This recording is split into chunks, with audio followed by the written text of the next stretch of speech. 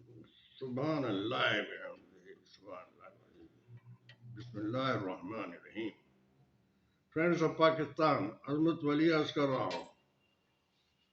عرض کرنے کا مطلب یہ ہے Pakistan is a break country, great country. 25 crore کی عوام ہے, ہمارے 7 لاکھ کی فوج ہے, اور ہم مقابلہ کر رہے ہیں. ایک غربت اور طاقت ایک ہو گئے. فرینڈز آف پاکستان عظمت ولی عرض کر رہا ہوں. طاقت ہار جاتی ہے, بڑی سے بڑی پاور فوج کی ہو, کسی کی بھی ہو. عوام کی طاقت ہمیشہ جیت جاتی ہے. میں نے آپ سے پہلے بھی عرض کیا تھا, آج بھی بتا رہا ہوں کہ ہماری جو امام خمینی نے ان کو ملک بدر کر دیا تھا شاہ فہد نے, اور وہ جو بڑے بہادر قسم کی فوج تھی, ان کی 8 لاکھ کی فوج تھی, اس فوج نے اور ہمارے اپنے شاہ نے فلاں اور شاہ, انہوں نے ایران کے جو کنگ تھے, انہوں نے ملک میں غلام بنا کے رکھا ہوا تھا. غریب لوگ جو تھے بیچارے, جو ان کو مانتے نہیں تھے, ان کے خلاف سازشیں کی جاتی تھی. آپ اگر اندازہ نہ ہوگا آپ کو, تو اندازہ آپ یقین کر لیجیے کہ جس طرح سے ایران ہے یا ہمارا ٹرکیہ ہے, یا ان لوگوں نے جس طرح سے ظلم کے خلاف بغاوت کی ہے, اسی طرح کی بغاوت انہوں نے اپنے شاہ خمینی نے بغاوت نہیں کی تھی. غریب آدمی مر رہا تھا, تباہ ہو رہا تھا, اور اس شاہ ایران جو تھے ان کی تباہی کے لیے باقاعدہ جاسوسی بھی کرتے تھے, اور ان کے خلاف گھروں کے اندر ان کی جاسوسی ہوتی تھی. ان کے پاس اتنی فالتو فوج تھی, اتنی فالتو جاسوس تھے کہ وہ سارا سسٹم جو ہے وہ چلاتے تھے. اور غلطی ان کی کوئی نہیں تھی, بیچاروں کی غلطی صرف یہ تھی کہ وہ ایمان اور انصاف کی بات چاہتے تھے. لیکن شاہ ایران کی جو تھے, پہلوی تھے, ان کا عالم یہ تھا کہ شاہ پہلوی کو انہوں نے اپنے آپ کو ناخدا بنا لیا تھا, ظلم کی انتہا بڑھا دی تھی. جبکہ آتش پرست وہاں پہ عیاشیاں کرتے تھے, اور وہ جو اپنے آتش پرستوں میں بہت بڑے بڑے کلب بنائے ہوئے تھے, نائٹ کلب بنائے ہوئے تھے, عیاشیاں ہو رہی تھی, شراب خانے کھلے ہوئے تھے, اچھی طرح سے کلب کھلے ہوئے تھے, نائٹ کلب کھلے ہوئے تھے, لڑکیوں کو, عورتوں کو بیچا جاتا تھا, چھوٹا جاتا تھا, اور ان کے خلاف سازش کی جاتی تھی. غریب آدمی جو بھی تھا اس کے خلاف سازش ہوتی تھی. یہاں تک تھا کہ ان کے گھروں میں جاسوسی ہوتی تھی, اور ان کو باقاعدہ 2 ڈیوائڈ کیے گئے تھے, 2 حصوں میں.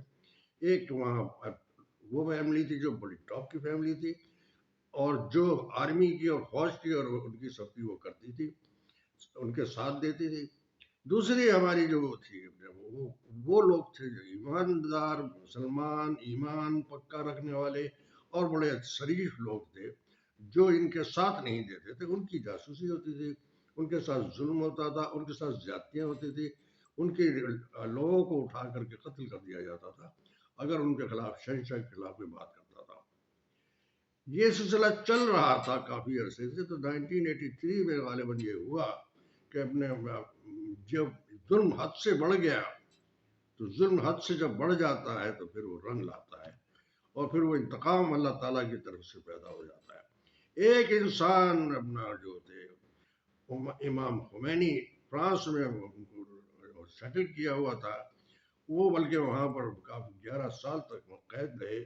قید نہیں بلکہ یہ کہ گھر سے باہر رہے, اور انہوں نے وہاں پر رہ کر کے 1983 کے اندر یہ ہوا سلسلہ کہ عوام جب تنگ آ گئی, بہت پریشان ہو گئی, اور ظلم انتہا سے بڑھ گیا, تو ظلم کا اللہ تعالیٰ نے بدلہ اس طرح سے لیتا ہے کہ وہ وہاں سے ایک جہاز اکیلا چارٹرڈ جہاز کے اندر آتا ہے, جیسے کہ, اور آ کے وہ اپنا کہتا ہے کہ میں تہران میں اتروں گا, یعنی اپنے شہنشاہ جس اس میں ان کا ہیڈ کوارٹر تھا.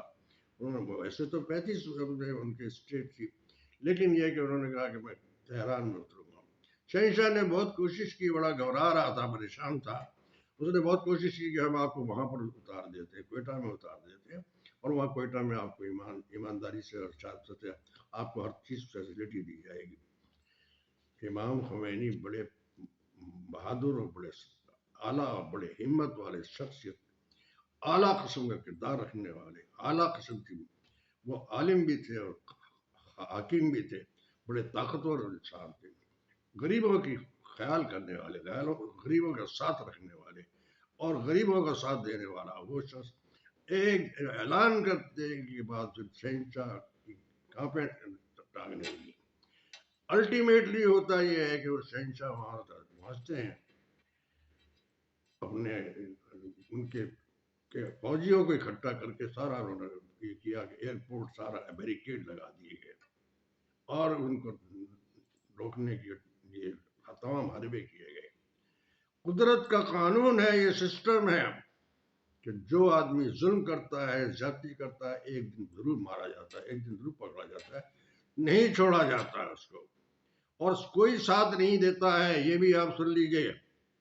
हकीकत यही थी कि जनाब जब उन्होंने वहां लैंड करना चाहा, और कुल आप अंदाजा कीजिए 8 लाख फौज थी, और इसके अलावा 150-200 जनरल थे, जो तमाम लेफ्टिनेंट भी थे, जनरल भी थे, फर्स्ट क्लास भी थे, सारे उनमें 8 लाख में जनरल सारों को उन्होंने बाकायदा देखा था और सब जानते थे। जब बैरिकेड्स लगा करके फौज वहां पर इकट्ठी होकर के उनको कोशिश करती है कि निकाल दिया जाएगा, तो होता क्या है कि जनाब वो तमाम सारी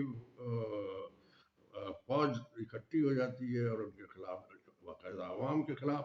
लेकिन जो अवाम निकल आते हैं, अवाम अंदाजा कीजिए कुल 3.5 करोड़ की आबादी थी उस जमाने में, अब वो 3.5 करोड़ आबादी में से जब वो आते हैं तो आकर के देखते हैं तो वो जनाब वो अपने फौजियों को उनको जब चारों तरफ से घेरते हैं, वो फौजी जो है उनको पकड़ते हैं, मारते हैं, वो कुछ को भगा दिया जाता है, कुछ को भाग जाते हैं, और कुछ को जनाब जब वो लैंड कर गए तो हमारे शहंशाह साहब जो थे वो अपने शहंशाह अपना, आप अंदाजा कीजिए, शहंशाह पहलवी के साथ बरा भी थी उसकी बेगम, और वली अहद ईरान के वहाँ पर कौम चाहती है कि हमेशा वली अहद को साथ में रखा जाए।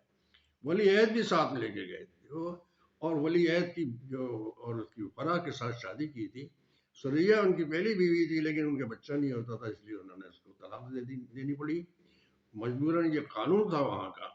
और जब उसको तलाक देने के बाद पहलवी ने अपना उससे शादी की, फराह से शादी की, और एक उसका जो वली अहद होता है उसे 11 साल की उम्र में बाकायदा वो बनाया जाता है।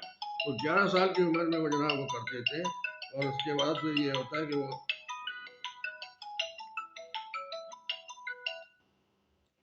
11 साल के बाद वो जनाब अपने जब वहाँ पहुँचते हैं तो हकीकत क्या होती है कि तमाम वो मामला जो है ना सारे वो अपने ऐसे ये होता है कि जनाब वो अपने शहंशाह वहाँ से अप्लाई कर जाते हैं अपना उनको लेकर के वलीयत को उनको, और वो जनाब वो सारा बंद कर दिया जाता है, पूरा बैरिकेड्स लगा दिए जो थे सारे हटा दिए जाते हैं, सारा सिस्टम बता दिया जाता है, और उनको ब्लॉक कर लिया जाता है, तमाम फौज को, तमाम जो इनके प्रिंस के और प्राइम किंग के जो दोस्त थे, ताल्लुकात जिनके थे, वो सारे फ्लाई कर जाते हैं, सिर्फ वो रह जाते हैं जो भाई वगैरह थे, तो उनको बहरहाल होता क्या है कि जनाब ये सिलसिला शुरू हो जाता है। जब ये शुरू होता है तो वहाँ पर हकीकत में फ्रांस से जब वो आए थे तो उसके बाद फिर फौज बहुत थी, और सारी फौज को उन्होंने निकालने की बजाय उसको सारा वहीं छोड़ दिया था, चारों तरफ से इनको घेर लिया गया था। इसके अलावा शहंशाह जो थे वो यहाँ से निकल गए थे। शहंशाह की बड़ी बड़ी स्टेट थी, बड़े बड़े नवाब थे, बड़े बड़े जो ब्रिगेडियर और जनरल रैंक के लोग थे, वो उनके वहाँ फार्म को और उनके जो स्टेट को जो अमेरिका में थी वहाँ पर देखा करते थे और उनकी रखवाली करते थे। यूरोप में भी उनका बहुत सारा पैसा था, बहुत दौलत थी, क्योंकि शाह ईरान के पास बहुत सारा दौलत उन्होंने बहुत कमाई थी, बड़ा रिच कंट्री था। अल्टीमेटली होता ये है कि जनाब वहाँ अमेरिका भी इनको अपने यहाँ स्टे करने के लिए, जहाज लैंड करने के लिए जहाज नहीं देता। अल्टीमेटली जाते हैं अनवर सादात, इनका वो रिश्ता होता है उसे, अनवर सादात के पास जाके वहाँ रहा जाता है।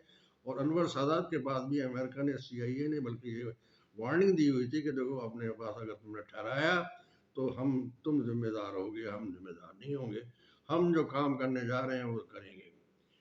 आखिरकार में नंबर 1 तो ये है कि शहंशाह का हशर जो होता है वो ये होता है कि वो अस्तबल के ऊपर ठहराया जाता है, घोड़ों के अस्तबल के ऊपर। और वो घोड़े के अस्तबल पे इसलिए ठहराया जाता है कि खतरा था कि वो शहंशाह के उस पर बॉम्बिंग करेंगे, और बॉम्बिंग नहीं करी, लेकिन ये कि वो वहाँ ठहरा दिया गया उन्हें। वहाँ पर उनको जहर दे के तीसरे दिन देखा गया तो तीनों के तीनों, शहंशाह भी, फराह भी और उसका वली अहद भी, और तीनों के तीनों जो थे वो जहर उनको दिया गया था और उनको ख़त्म कर दिया गया था। जो हशर वो अवाम के साथ करते थे वो उससे बुरा हशर उनका हुआ है। और घोड़े के अस्तबल के ऊपर ठहरे, आप अंदाजा कीजिए, ये होता है आखिर में जब इंसान जब जुल्म करता है। दूसरी तरफ अपना जो अपने हमारे जो इमाम जो थे, उन्होंने एक एक करके रोजाना एक एक डेली एक आदमी को, जनरल को कत्ल किया करते थे नाश्ते के साथ। बाकायदा वही टाइम होता था कत्ल करने का और फांसी देने का। डेली एक आदमी को फांसी देते थे, इस तरह कई आदमियों को फांसी दे करके, और सारी उनकी क्लीन एंड नीट कर दिया। और फिर उसके बाद में एक इलेक्शन, सिलेक्शन और अवाम और सारी चीज़ें सब इस तरह सेट की गई कि बाकायदा एक सिस्टम बनाया गया। उस सिस्टम के तहत ईरान शहंशाह चल रहा है। आज भी अमेरिका उसके खिलाफ है, लेकिन ये कि वो कुछ भी कर नहीं सकता है। ईरान बहुत पावरफुल इस वक्त कौम बन गई है। वजह क्या है? ईमान है, सच्चाई है, बहादुरी है, ताकत है। ताकत अवाम की होती है, अवाम ही की ताकत उसके साथ है। और उन्होंने एक सिस्टम बहुत बनाया। अच्छा, ये है पाकिस्तान की और के लिए एक बाइस इबरत है। आप सोच लीजिए, देख लीजिए, ये जो सिस्टम आपका चलाया हुआ ये उसी तरह का सिस्टम चला रहे हैं। ईरान जैसा अगर वो सिलसिला हो गया तो पाकिस्तान को फिर बचाना मुश्किल हो जाएगा। ये आपके लिए इबरत राह है। और असर अगर आपको होता है तो अल्लाह ताला ही आपको असर देगा, और देने वाला भी वही है। फबिअय्यि आलाइ रब्बिकुमा तुकज़्ज़िबान, वही इज्जत देता है, वही जिल्लत देता है। आप इस बात के लिए ज़रा सोच लीजिए और तसव्वुर कीजिएगा, जो इमरान खान के साथ आप जुल्म कर रहे हैं वो इसी तरह कर रहे हैं जैसे कि वहाँ की अवाम के साथ कर रहे थे। अवाम में एक ताकत होती है, फौज की कोई ताकत नहीं होती। फौज तो आप अवाम के लिए होती है, अदलिया अवाम के लिए होती है, पूरी हुकूमत जो है वो अवाम की होती है। किसी लीडर की, किसी गीदड़ की, किसी गुंडे की, किसी बदमाश की, किसी डाकू की, या किसी लूट मार करने वालों की नहीं होती है। कुदरत का जो निज़ाम होता है वो बहुत मजबूत होता है, वही कामयाब होता है। अल्लाह ताला आपको भी अक्ल और शऊर अता फरमाए। हमारी फौज को हम चाहते हैं, हम नहीं चाहेंगे हमारी फौज के साथ कोई जुल्म हो। पाकिस्तान जिंदाबाद, पाकिस्तान जिंदाबाद।